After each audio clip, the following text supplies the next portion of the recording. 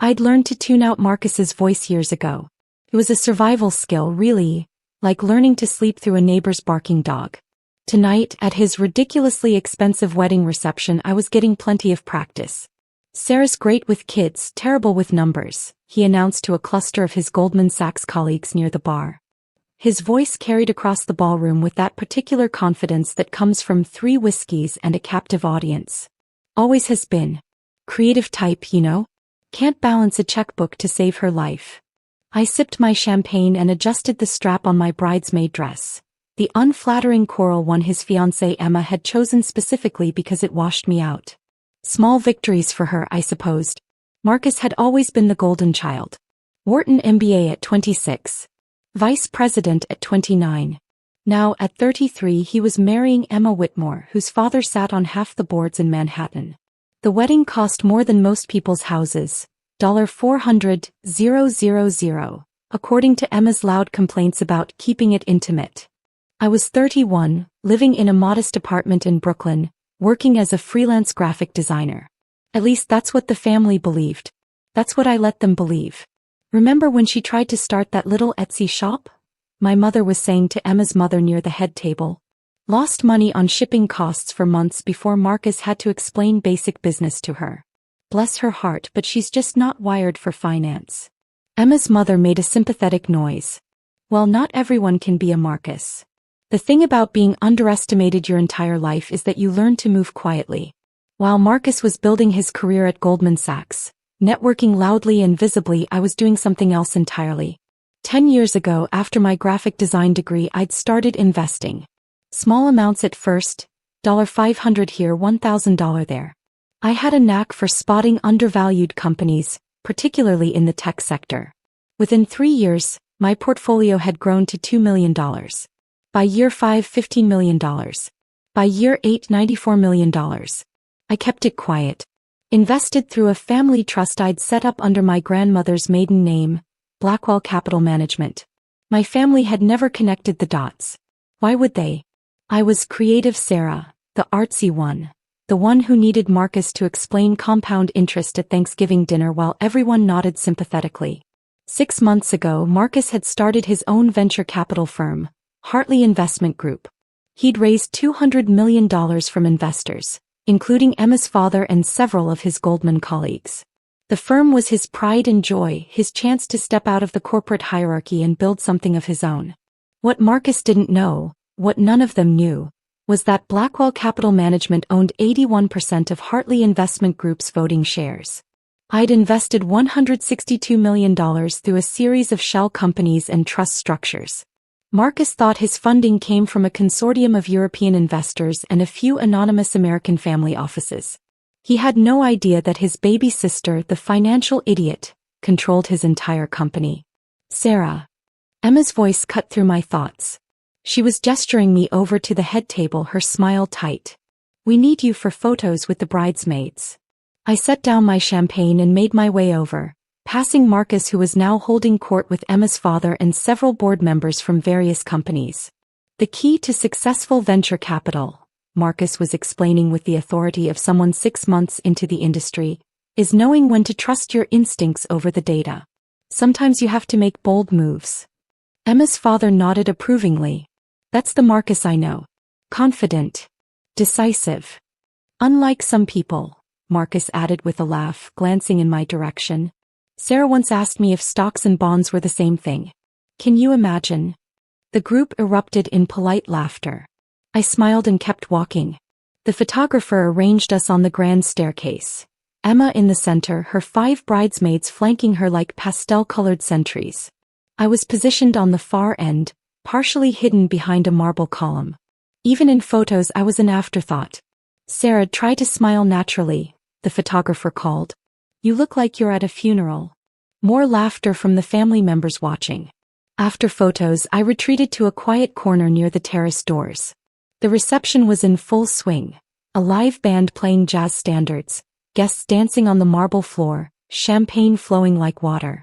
Everything Marcus touched turned to gold, or so the family narrative went. My phone buzzed. A text from my actual business partner, Jennifer Chin, a mergers and acquisitions attorney I'd met 5 years ago.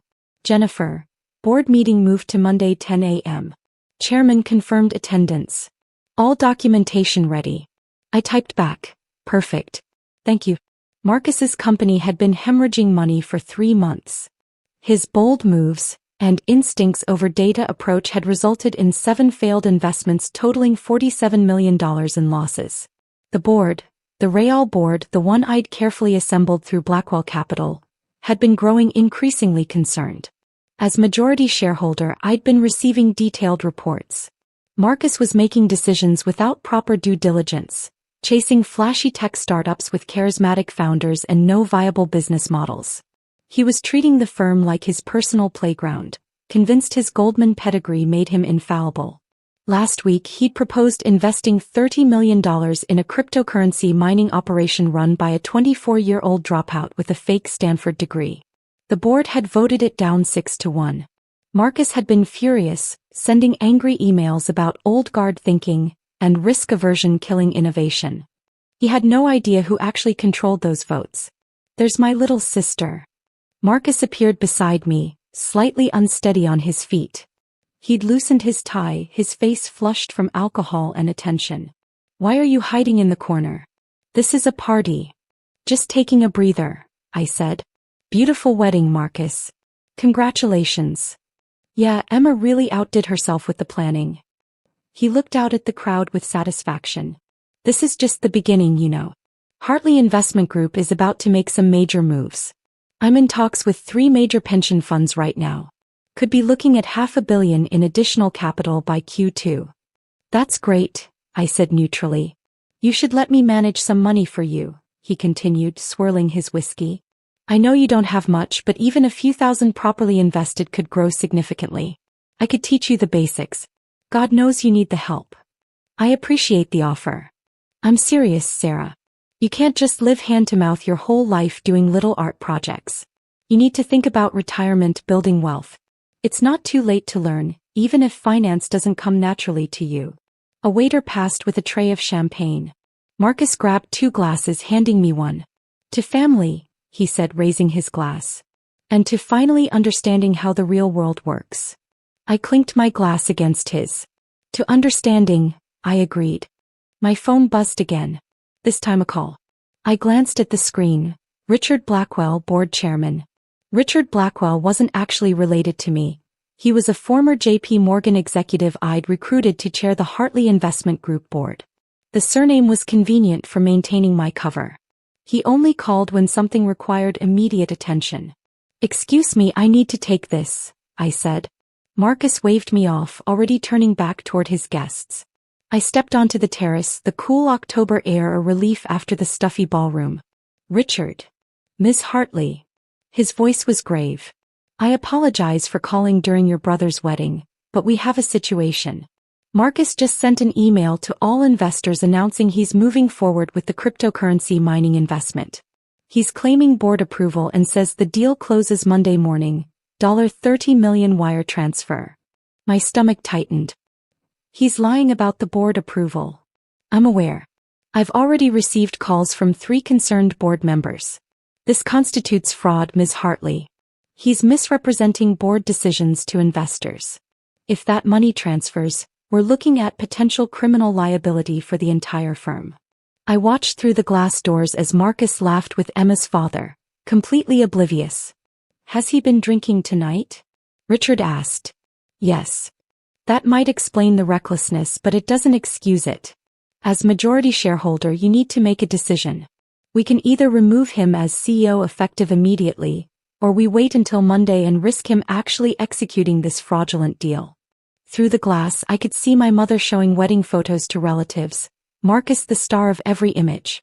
My father stood with his arm around Marcus's shoulder, beaming with pride at his son, the financial genius. Schedule an emergency board meeting for tomorrow morning, I said quietly. 9 a.m. I'll be there in person. You're sure? That will reveal. I'm sure. Notify all board members and legal counsel. Marcus needs to be there too. He'll want to know who called the meeting. Tell him the truth. Tell him the majority shareholder called it. Let him spend tonight wondering who that is. Richard was quiet for a moment. I'll send the notifications within the hour. See you tomorrow, Miss Hartley. I ended the call and stood on the terrace, looking out at the Manhattan skyline. The city glittered like scattered diamonds, beautiful and indifferent. Back inside, the band was playing The Way You Look Tonight. Marcus was dancing with Emma, spinning her under his arm while guests applauded. He caught my eye and grinned, pointing at me with his free hand like I was in on the joke, like we were all celebrating his success together. I raised my champagne glass in response. My phone buzzed with Richard's email. Emergency board meeting. Sunday, October 15th, 9 a.m. Hartley Investment Group offices. Called by majority shareholder, Blackwell Capital Management. Required attendance. All board members, CO Marcus Hartley, legal counsel. I watched as Marcus's phone buzzed in his jacket pocket. He ignored it, lost in the moment with his new wife. It buzzed again. And again. Finally, he pulled it out, his smile fading as he read the screen. He stopped dancing, causing Emma to stumble slightly. She said something to him, concerned, but he wasn't listening. He was staring at his phone like it had just betrayed him. He looked around the ballroom wildly, then his eyes found me on the terrace. Even through the glass, I could see the confusion on his face. Who the hell is Blackwell Capital? He mouthed. I simply smiled and raised my glass again. Marcus extracted himself from Emma and strode toward the terrace doors, yanking them open. What the hell is this? He thrust his phone at me. Emergency board meeting? Tomorrow morning? During my honeymoon weekend? Who does Blackwell Capital think they are? I don't know, Marcus. What does the email say? It says they own 81% of voting shares. His voice was rising, drawing attention from nearby guests. That's impossible. I know every major investor in my firm. Maybe you don't know them as well as you think. This is ridiculous. I'm calling Richard right now. He started dialing, but I reached out and gently pushed his phone down. Marcus, it's your wedding night. Don't you think this can wait until tomorrow? Wait. Sir, this is my company. Some mysterious shareholder can't just call emergency meetings and demand my presence. He ran his hand through his hair, agitated. This is probably one of the European investors getting cold feet about the crypto deal. I'll straighten it out tomorrow, but this is totally unprofessional timing. Emma appeared at his elbow. Marcus, what's wrong? Everyone's asking why you stopped dancing. Work stuff, he muttered. Nothing I can't handle. On your wedding night? Emma's voice went cold. Seriously. It's just a meeting tomorrow morning. I'll deal with it quick and then we'll head to the Maldives as planned. You're supposed to be on our honeymoon. I know, babe, but this is important. Some investors throwing their weight around, probably trying to block my crypto deal. I just need to remind them who actually runs the company. I sipped my champagne, saying nothing. Marcus turned back to me. You don't know anything about Blackwell Capital, do you? They're not one of your artsy Brooklyn friends trying to invest or something. I barely have enough money for rent, remember? How would I know major investors? He nodded, satisfied with this logic. Right. Sorry. I'm just stressed. This is supposed to be the happiest day of my life and now I have to deal with board politics. Maybe they have legitimate concerns, I suggested carefully. About what? I've made 7 investments. So they haven't all paid off immediately. That's how venture capital works. You take risks, you learn, you adjust. But these old guard board members don't understand that you have to trust your instincts. Maybe instincts aren't enough. He laughed, the patronizing sound I'd heard my entire life. Sarah, no offense, but you don't really understand how high-level finance works. These are complex decisions that require years of experience and a sophisticated understanding of market dynamics. Of course, I said. What do I know about money? Exactly. He seemed relieved that I understood my place. Look, I love you, sis, but we live in different worlds. You do your art thing, I do the finance thing. That's just how we're wired. Emma tugged at his arm. Marcus, can we please get back to our wedding? Yeah, you're right. He pocketed his phone and smoothed his jacket. Tomorrow morning I'll sort this out, remind everyone who the CEO is, and then we'll be on a plane to paradise. Simple. They walked back into the ballroom, Marcus's arm around Emma's waist. Within minutes he was dancing again, laughing with guests, the picture of confidence. I stayed on the terrace until the reception ended, watching my brother celebrate his perfect life while his perfect company crumbled beneath his feet like sand.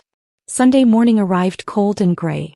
I stood outside the Hartley Investment Group offices at 8:45 a.m., wearing a charcoal business suit I'd purchased specifically for this occasion. My leather portfolio contained detailed financial reports, legal documents, and 10 years of investment records. The office building was eerily quiet on a Sunday. Richard met me in the lobby. "Miss Hartley." He extended his hand. "The other board members are already upstairs. Marcus arrived 10 minutes ago. He's agitated." "I imagine he is." We rode the elevator to the 23rd floor in silence. Through the glass walls of the conference room, I could see 6 board members seated around the table. Executives from various investment firms, all personally recruited by me through Blackwell Capital. All loyal to the majority shareholder, not to Marcus. Marcus stood at the head of the table, his back to the door. Even from behind I could see the tension in his shoulders. He was still in his honeymoon clothes, jeans and a polo shirt, clearly having come straight from his hotel. Richard opened the conference room door. Marcus spun around. "Finally." "Richard, what the hell is?" He stopped mid-sentence when he saw me behind Richard. "Sarah? What are you doing here?" "Miss Hartley is here at my invitation," Richard said calmly. "Your invitation?" "Richard, I appreciate that you're trying to include family, but this is a serious business meeting. Sarah doesn't understand." "Please, everyone sit," Richard interrupted, gesturing to the chairs. I took a seat at the opposite end of the table from Marcus. The board members watched with careful expressions, already briefed on what was about to unfold. Marcus remained standing. "Someone want to tell me what this is about?" "I got your email saying Blackwell Capital owns 81% of my company's voting shares." "That's impossible. I personally secured every major investor. I know exactly who has equity in this firm." "Do you?" I asked quietly. He looked at me irritated.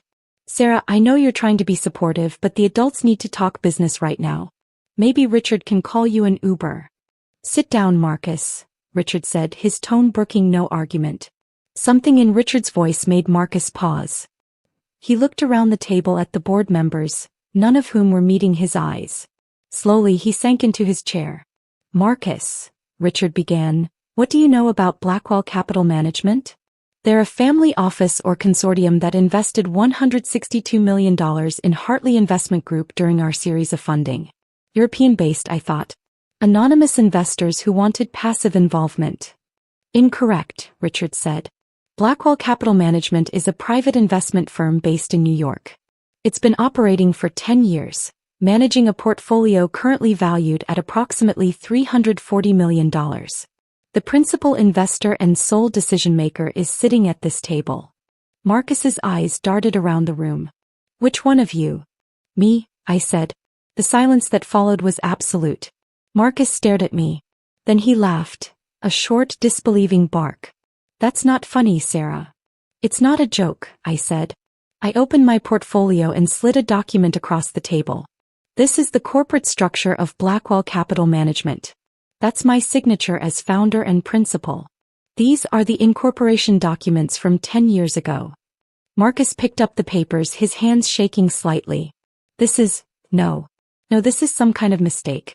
You don't have this kind of money. You're a freelance designer living in Brooklyn." "I'm a private investor who also does freelance design work," I corrected. "The design work is a hobby. The investing is my actual career." "That's impossible. Where would you get $340 million? I started with $500 10 years ago. Made some good investments in undervalued tech companies. Reinvested the returns. Compound growth over a decade." Richard slid another document across the table. "These are the investment records, Marcus. Every transaction, every return, every acquisition. All verified by our legal team." Marcus was flipping through papers frantically. "But, you asked me to explain stocks to you at Thanksgiving. You said you didn't understand compound interest." "I lied," I said simply. "I've been lying for 10 years. It was easier than dealing with the family's reaction." "So you've been secretly rich this entire time? While we all thought you were struggling." "While you all insisted I was struggling," I corrected. "I never said I was. You all just assumed." One of the board members, Patricia Chen from Sterling Ventures, cleared her throat. "Mr. Hartley, perhaps we should focus on the matter at hand. The cryptocurrency investment. Marcus's face went red. Don't tell me this is about that. The crypto mining operation is a solid opportunity. 24% projected annual returns. Run by a man with a fake Stanford degree, I said, sliding another document across the table. Our legal team did a background check. His name isn't even real. The entire operation is a Ponzi scheme. You were about to wire $30 million into a fraud operation. That's not. I vetted him. He had references. Fake references, Patricia said. From fake companies. If you'd done proper due diligence.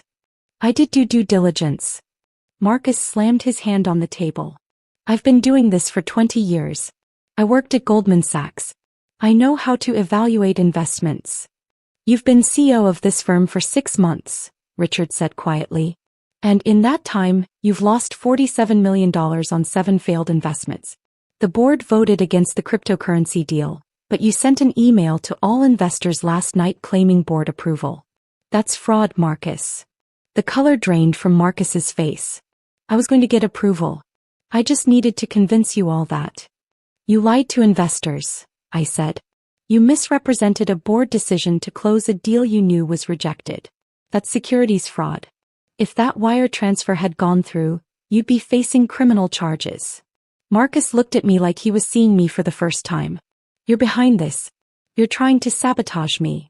I'm trying to save the company. Your company. The one you're destroying with reckless decisions and ego-driven investments. Ego-driven. He laughed bitterly. This is rich coming from you. You've been sitting on hundreds of millions of dollars lying to the family, playing some kind of sick game. I wasn't playing a game. I was protecting my privacy and building a successful investment career while you all dismissed me as incompetent. We never dismissed you. Marcus. Kept my voice level. Yesterday at your wedding you told your guests I didn't know the first thing about money. You've spent 10 years explaining basic financial concepts to me like I'm a child. Mom tells people I tried to run a business but failed. Dad introduces me as the creative one, with a tone that makes it clear I'm the family disappointment. That's not, we were just being honest about what you believed, I finished. And I let you believe it because it was easier than explaining that I'd built an investment portfolio worth more than Dad's entire retirement fund by the time I was 26. Another board member, James Whitmore, yes, Emma's father, spoke up. Marcus, I think we need to address the immediate issue. Ms. Hartley, as majority shareholder, what action do you want to take? Marcus's head snapped toward James. Wait, you knew about this? You knew Sarah was the majority shareholder. I learned this morning, James said carefully. Along with everyone else. But you're on her side. You're all on her side. Marcus looked wildly around the table. This is a coup. You're trying to steal my company. It's not your company, I said quietly. It's my company. I own 81% of voting shares. You own 12%. The remaining 7% is distributed among smaller investors. I have controlling interest, Marcus. I always have. He stared at me, his chest rising and falling rapidly. So what, you're going to fire me? Take over as CEO? You don't know anything about running a venture capital firm. You're right, I agreed. Which is why I'm not taking over as CEO. Richard has agreed to step in as interim CEO while we conduct a national search for someone with actual experience in venture capital management. No. Marcus stood abruptly, his chair scraping loudly against the floor. No, absolutely not. This is my firm. I built this. You pitched the idea, I corrected. I funded it. And you've been running it into the ground for 6 months. I won't accept this. I'll fight you. I'll sue for what? Patricia interrupted. Ms. Hartley is the majority shareholder exercising her legal rights. You signed operating agreements that explicitly allow for CEO replacement by majority vote.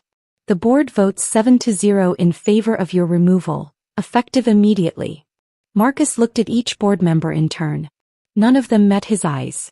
James, he said desperately, turning to his new father-in-law. You can't let this happen. We're family now. James shifted uncomfortably. Marcus, I'm a fiduciary board member.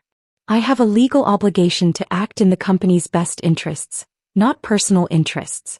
The financial reports are concerning. The fraudulent investor communication is potentially criminal. I don't have a choice. So that's it. Marcus's voice cracked. After everything I've done, everything I've built, my own sister destroys it all? I'm not destroying anything, I said. I'm saving it. You're a smart guy, Marcus. But you're not ready to run a venture capital firm. You need more experience, more humility, more willingness to listen to people who know better than you. People like you, he spat. My little sister who lived in a dump in Brooklyn and couldn't figure out Etsy shipping costs? I never lived in a dump. I lived in a modest apartment because I was investing my money instead of spending it on appearances. And I deliberately lost money on Etsy shipping costs because it was easier to let you explain basic business to me than to reveal that I was managing a 9-figure investment portfolio. Richard stood. Marcus, you have two options. You can resign gracefully as CEO, maintain your equity position and transition to an advisory role.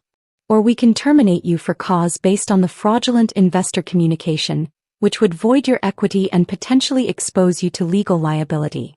Marcus's phone buzzed. He looked at it, his face going even paler.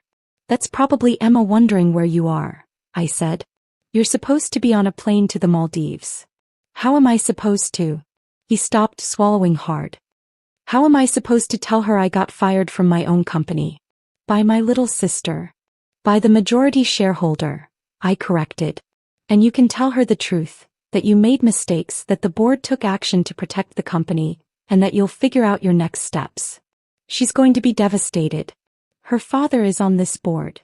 James winced but said nothing. I'll give you until Tuesday to make your decision, I said, gathering my documents.